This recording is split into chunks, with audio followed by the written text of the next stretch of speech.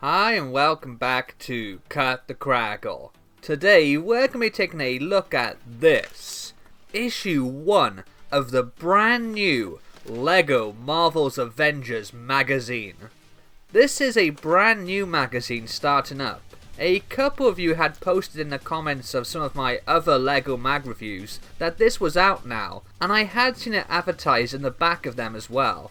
So as I am both a LEGO fan and a Marvel fan, I decided to pop over to my local supermarket to pick it up and give it a whirl. Let's peel back the cover together and check it out. As soon as you open up this thing, you're greeted by our heroes, who have been rendered in some superb artwork, and they ask you to fill out your brand new Avengers ID below. After that, you'll find a fact file on this month's hero in the spotlight, Spider-Man, followed by a checklist of different missions to complete across the magazine. This thing is positively bursting with fun puzzles and activities. In fact, it's page 10 before we even get to the comic, which I thought was really interesting, as usually the games are more like kind of filler in the middle of the story, but here there's a lot more focus on completing these missions to finish the mag and save the day. When you do reach the comic, it opens with this really pretty shot of Spidey swinging over the streets of New York City. He's in a rush not to miss out on a special parade with giant balloons and floats celebrating the famous superhero team, the Avengers. This little speech from Iron Man had me giggle shaking my head. All I could think of was Captain Hammer from Dr. Horrible's sing-along blog. So for the rest of the comic, I heard Nathan Fillion's voice in my head when I read his lines. The celebrations are cut short though, when Venom jumps into the scene, controlling a giant mech. The Avengers spring to action in a brilliant splash panel that is unfortunately broken up by a page divide right down the middle. Also, why is Iron Man giving the orders when Cap is right there? The Avengers make short work of Venom and send him packing with a wallop. Spidey is severely starstruck and goes all gooey-eyed over the Avengers, wishing he could be as good a superhero as them. To Spidey's surprise, Iron Man actually agrees to train him. The next day, our webhead can't stop blabbering about how he's incorporated different technology into his suit, even linking up his smartphone, all to be more like Iron Man. In his excitement, he fails to notice Venom has returned. Iron Man comes up with a plan for them to both attack Venom from different sides, but just as Spidey swings in for the punch, the alarm on his phone goes off, obscuring his vision. Venom seizes the opportunity to kidnap Iron Man, leaving Spidey alone with just his helmet. After this, Spidey goes from one Avenger to another, asking for their help to defeat Venom, only for them to wind up getting kidnapped due to Spidey's continued blunders.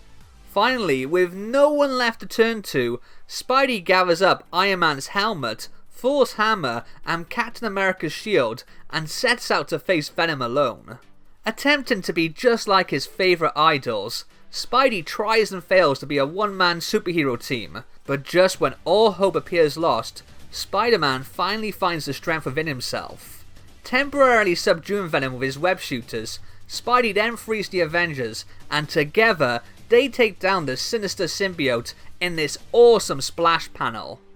Afterwards, Iron Man gives a little speech about how true power comes from being yourself, and then Thor invites Spider-Man to join them on their float for another victory parade. Wait, do the Avengers have parades every time they beat someone up?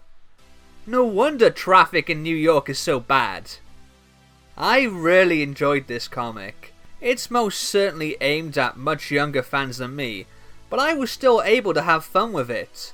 The artwork is fantastic. I love the expression conveyed in Spidey's eyes, and all the characters look brilliant. I especially like the touch of using the Series 6 Lady Liberty minifig in the background of this scene. One thing though, only those that are worthy can lift Mjolnir, but even if you're not worthy, you can still kick it? Eh?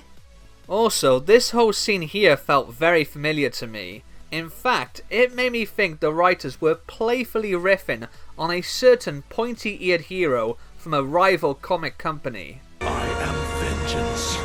I am the night. I am Batman! Another thing that seemed to be taking cues from DC is the double-sided pull-out poster. The bottom image has most certainly been inspired by the opening credits of the Justice League animated series. Now that I've triggered all the Marvel fanboys, let's take a look at the free minifigure that comes with this issue. Unsurprisingly, it's our boy, Spider-Man. And this looks to be the most recent iteration of old Webhead, although sadly he doesn't come with dual molded legs. He's still a pretty looking minifig though, and he comes with some neat accessories. A whopping 17 pieces, including some amazing web pieces and a spectacular webbed up handcuffs. The next issue is due to be released on 21st of October and will come with a free Iron Man minifigure, which I'm honestly pretty stoked about. This looks to be the same one that came in the recent Iron Man mech set, and I've been holding off buying that because I only really want it for the minifigure. So this looks to be an instant win for me. What do you think of issue 1 of the LEGO Marvel's The Avengers magazine? Let me know your thoughts in the comments below. Don't forget to like, and if you haven't already, be a hero and hit that subscribe button. I'll see you next time. Laters.